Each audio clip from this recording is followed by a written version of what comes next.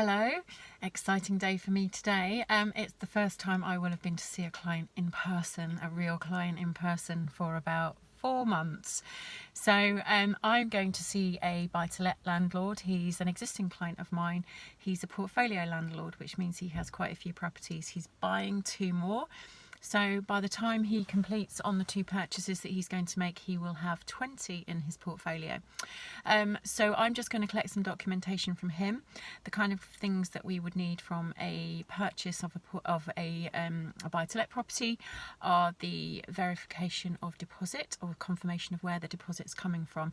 That's for anti-money laundering purposes. So in his case, it's likely to come from the rental income from his existing properties, probably accrued over the last few months or so.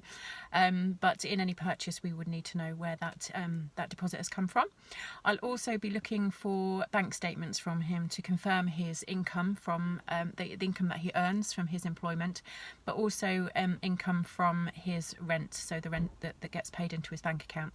In his particular case, I know that those bank statements, or that bank is the same bank. So he gets all of his pay paid into the same bank. But if he had his rental income paid into a different bank account, I'd be asking him for 2 sets of bank statements.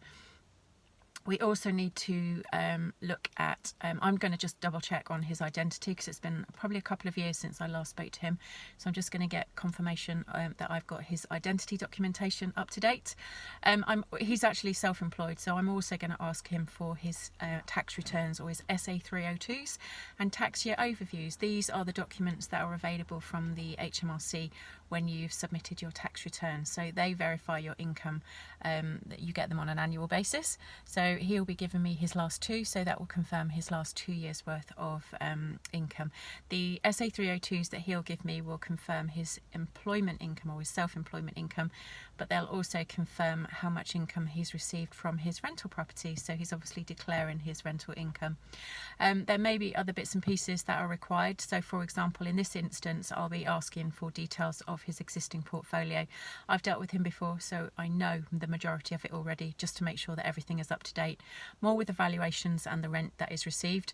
Because he's a portfolio landlord, I need to know the loan to value of his background portfolio, just to make sure that that is okay with the new lender. So I'll be just updating that information as well.